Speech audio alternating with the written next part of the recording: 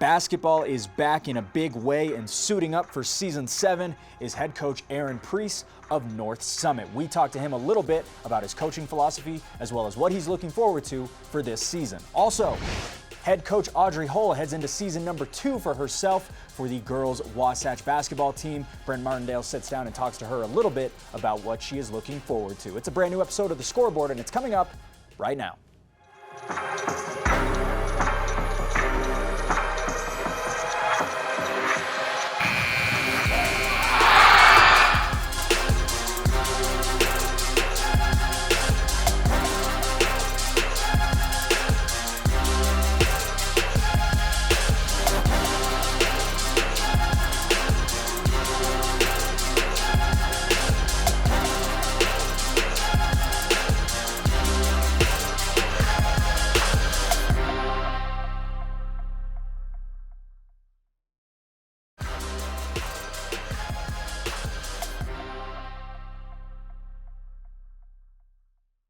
Well, it is a new basketball season for the North Summit Braves, and one of the questions that we keep wondering is who is going to run the offense with Trey Pace gone. Pace averaging 22 points per game last season, atop the leaderboards in the entire state of Utah, number 2 across the entire state to be exact. But I sat down with Coach Aaron Priest to talk a little bit about what he's looking forward to in this next season, as well as his coaching philosophy. Let's take a look. Hey everyone, right now we are joined by head coach of North Summit Boys Basketball, Aaron Priest. And Coach, we're headed into your 7th season here at North Summit. How are you feeling going into the season? It's really exciting. It's a new kind of era, I guess, in high school basketball in Utah, where we get to add a shot clock, and we have a young group that's excited and willing and wanting to work together and play together. So it's going to be a fun season. I'm excited and looking forward to it. Yeah, that's actually something I've been asking a lot of people is the shot clock implementation, which was announced at the end of last season that they're going to be adding in this year. Has there been any changes in terms of your coaching style or offensive play style because of adding the shot clock to high school basketball? There's a few sets where we've had to look at adjusting. We ran to run the clock out. We always, the best defense, a good offense kind of philosophy in some sets and against some teams. So yeah, some we've had to adjust, where we kind of got in the habit of saying, oh, well, if this happens, just reset, get us back into it, balance up. But other than that, most offenses, we're looking to score early in it anyway. And so not a lot, but yeah, once those kids see those numbers up on that shot clock though, sure, it's been a little adjustment in practice to not just kind of get too nervous thinking, oh, we're down to 10 seconds, what are we going to do? So we've been working on some of those things and some of those situations, and hopefully throughout the season it gets a little more comfortable. Yeah, so you have been practicing like with a shot clock in the gym and things like that, making sure that the kids are prepared for that. I mean, I can't even imagine going from no shot clock to a shot clock. That's got to be pretty stressful for you as a coach, also having to keep that in mind. And I always, when I'm watching games on TV and things like that, I think to myself, like, if you hear shot clock, you just have to throw it up. It doesn't matter where you're at, doesn't matter what's going on. You have to do it to not cause that turnover.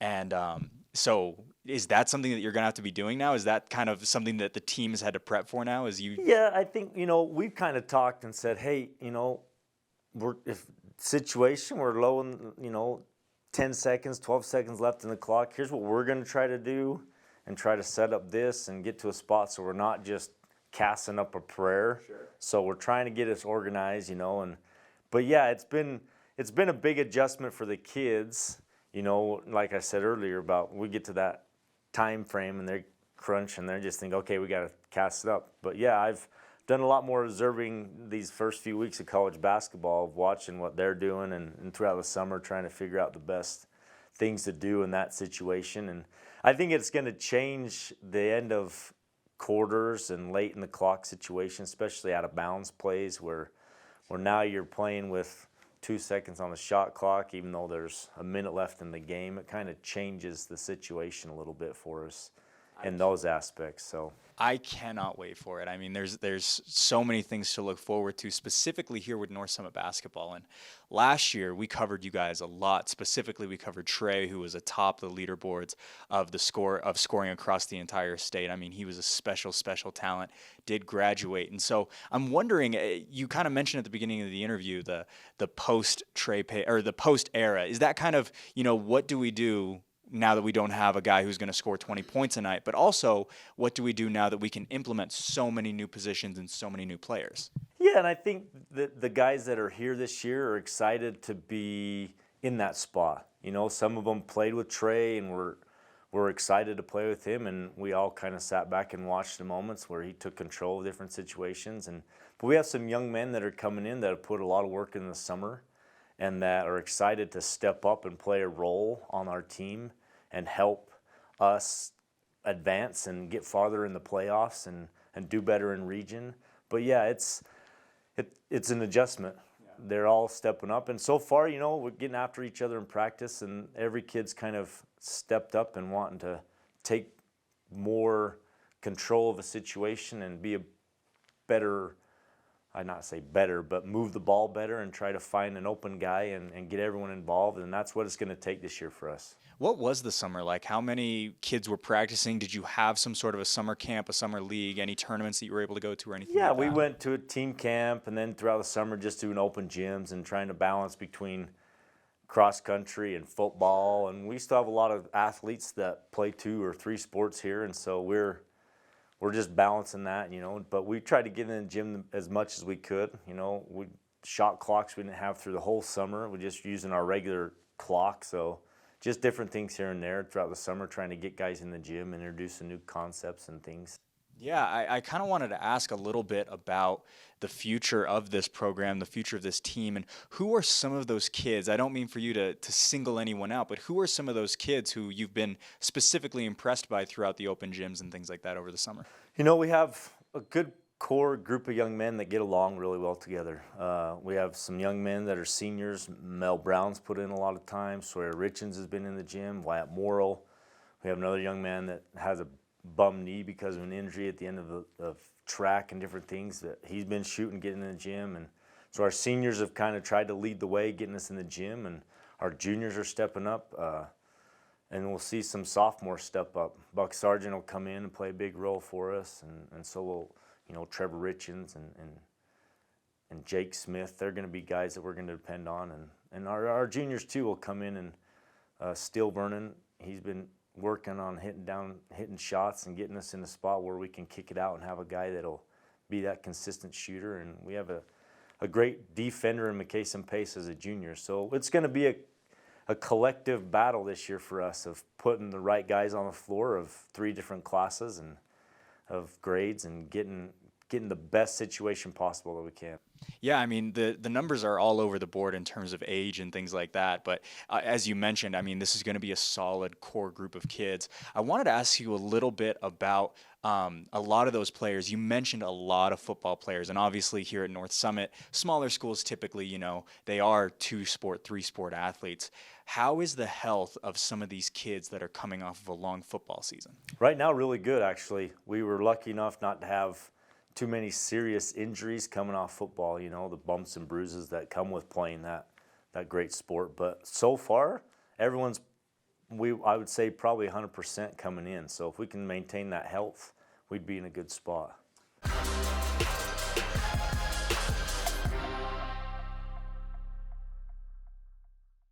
So we are jumping into your 7th season as a coach, and I'm just curious, if you were to ask yourself, or if you were to tell yourself something today from your first day here as the head coach of the boys basketball team, what would you say to yourself 7 years ago? Whoa. I think the biggest thing that as you gain experience as a head coach, you know, I was able to be an assistant in a lot of good programs at Wasatch and at Morgan, and then you take over and there's lots, and sometimes it's, you know, that John Wooden, you can control what you can control, and the rest you just have to kind of just work through. And I think that's what I tell myself today. There's a lot that's going to happen inside the game, outside the game, but just worry about what you can control. You know, like positive attitude with players and being ready for a game, and that other stuff will take care of itself. But if you can focus on just that, controlling what you can, or worrying about what you can control instead of worrying about all that other, then you'll be in a good spot. You know, you bring up such an interesting point, something that I wanted to ask you. You bring up John Wooden. I see a quote from Jim Valvano behind you. I see a Lavelle Edwards book behind you. I mean, it seems like coaching is just kind of in your blood. What made you want to become a coach? You know, you look back, you know, before we started this, you know, we talked about growing up playing sports and just the influence that men had in my life as coaches, and the opportunity it gives you as a coach to teach kids more than just, you know, I teach Spanish and history and financial literacy. It's just another classroom for me to teach them how to be great young men. And, you know, you talk about those men, you listen to all the documentaries and read these books, and what it comes down to is that they taught them how to be good men.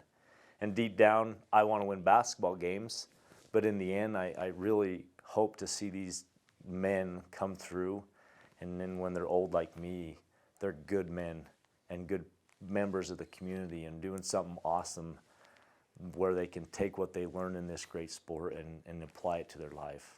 Where does your love from basketball specifically come from? Oh man, you know, I think it's that feeling of a camaraderie, that feeling of being a teammate that creates a friendship, a lifelong friendship with people. Just growing up having those opportunities to be part of something and be a guy that can come in and do something.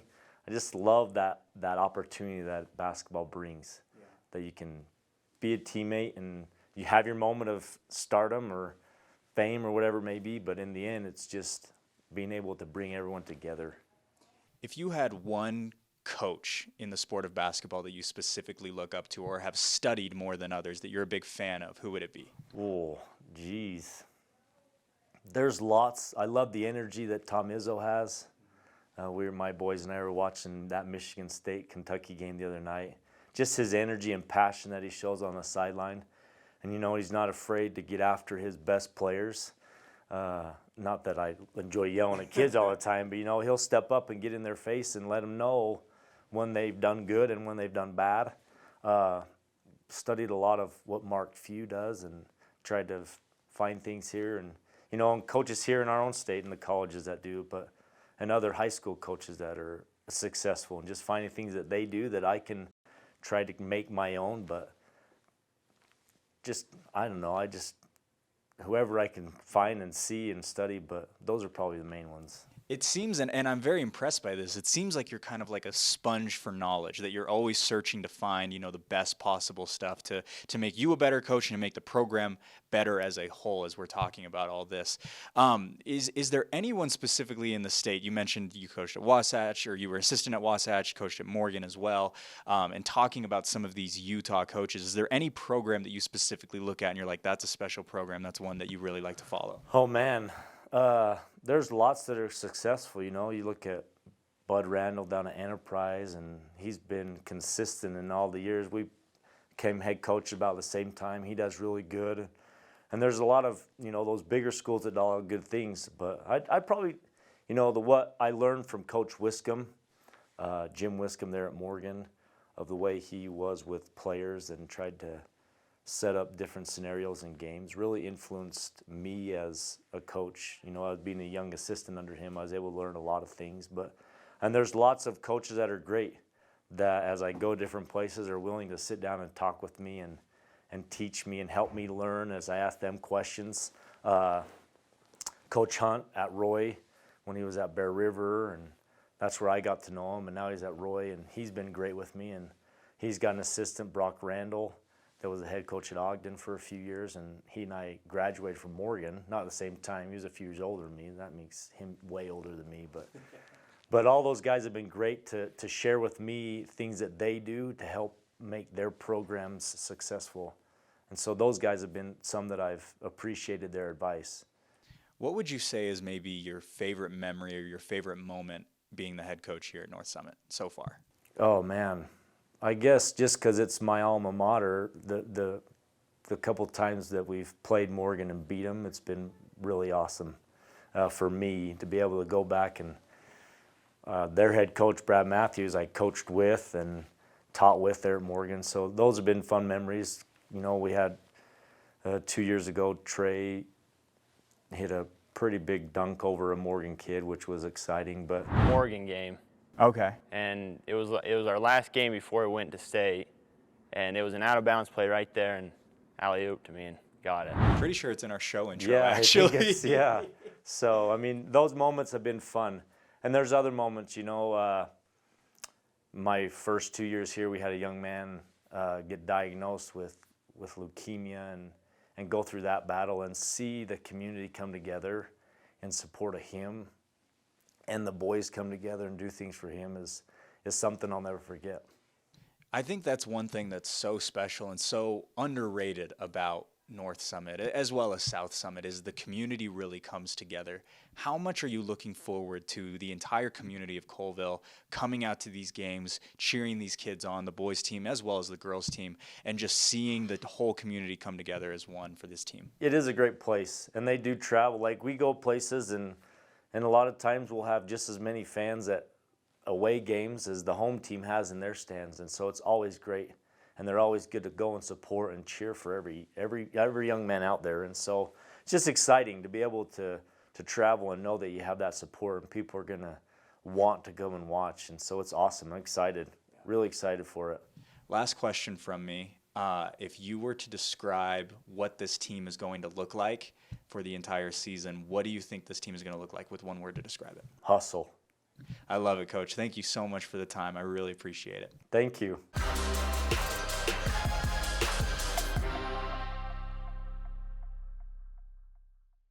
Well, North Summit starts tonight, but next week is when the rest of our teams in the Wasatch Back are going to be kicking off their seasons. One of the big teams is the Wasatch girls basketball team, who is coached by Audrey Hull. Hull going into her second season overall, and Brent Martindale got the chance to talk to her a little bit about what she is looking forward to in her sophomore year. Let's take a look.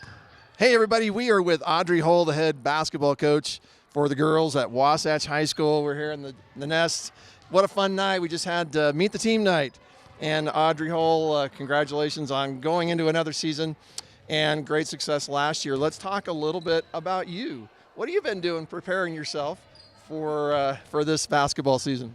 Well, I've been studying a lot of basketball, getting some help from Coach Pope at BYU, and just trying to expand my knowledge with X's and O's, and then just coaching philosophy and everything. Probably a good rest, too, before you start the season, right? So Not enough rest. Not enough. Well, we just had a great night here, but let's first talk about your first, week of practice with your girls here at Wasatch High School. Tell me what you're feeling and maybe some of the highlights. Well, it's definitely different than last season. Last season, a brand new coach, brand new playbook, just trying to get some plays for our first game. And now we have a playbook that we already know, so we can focus in on fundamentals, defense, and the kids. I feel like we're in a lot better place than we were starting last year. Well, and your kids, they getting used to you and they love you, and I just hear that, that's just the word. But so tell me a little bit about the team and how you feel like you're looking this first week. Well, I'm really excited for our team. I feel we're strong in every position. If we stay healthy, I think we can be a pretty strong team, both in the post and guard positions. We really want to focus defensively on being a tough defensive team and becoming one of the best defensive teams in the state. And the kids are they're dialed in, they're working hard. We're getting a lot done, and we're just hoping to get started and continue to improve from where we begin. So it was a fun night here, the Meet the Team night. Tell me how you felt the game went. I saw a lot of intensity and I saw a lot of exciting things. How did it feel to you? Well, we try to control the controllables, which is effort is something we can control, and the girls, they put 100% out on the floor, worked hard defensively. Our shots didn't fall super great tonight, but the effort was there, and the love for their teammates was there. They go hard against each other, but they pick each other up when they knock them down as well. You do have, you mentioned earlier, you have some height You've got some height and what looks to me like a lot of depth. You have a freshman out on the floor kind of playing a lot. And you have Cicely Clark, who was a freshman last year. You have her coming up. You have multiple players. Tell me a little bit about who's looking strong at this point. Well, my senior class is a great class, and they're showing a lot of great leadership with leading the team, being cohesive, being great role models. They're also very good players that work hard every day. I have strong juniors as well. With Ashley, I believe she was my leading rebounder last year, and she only played half a game. So she's going to come in pretty strong this season. That's Ashley Garner. Ashley Garner. And then Cicely's a sophomore. She was doing some good things on varsity last year, and she's only gotten better with her game. And then we have a freshman come in that's one of the strongest freshmen I've ever seen, and she's going to be a great addition that people aren't going to want to see on our team. Meaning other teams are not going to want to see that. Yes. Well, and you have, let's talk about that, what you have coming up. Your first competitions of the season are coming up right away with a big tournament on the road. Tell us a little about that, what you expect. Our first game's against Cedar Valley. They were our first game last season as well, and they are a live and die by the three type team. They can dribble, drive, and kick out to open shooters. So our girls have to be able to control stop the drive and also contest the three-point shots. If we don't box out, our chances to win the game aren't going to be great, but if we do our job defensively, then we've got a chance to compete for that game. And I know it's hard at this point. You haven't seen current Region 9, but what do you expect? Always tough, always tough, Region 9. What do you expect from the teams? Well, again, Springville's second two-time state champs, and they only lost one senior last season. So, of course, they're the ones that we got to watch out for. But all our region coaches, they're well coached, and they have good athletes on all the region teams. So it's a battle. When you go to region, every night's going to be a battle, and you got to execute and do the fundamentals if you're going to have a chance to win. Audrey Hull, Wasatch High School girls head basketball coach.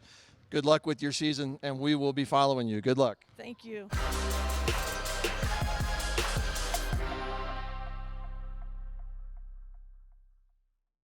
Hey, thank you so much for watching the Scoreboard. On Tuesday, the North Summit Braves boys basketball team kicks things off tonight in about 30 minutes, so we're going to get over to that game, make sure we get a post-game interview. On top of that, we've got a whole bunch of other teams kicking off their seasons early next week. For everyone here at the Scoreboard, I am Blake O'Ruling, and we will see you all next time.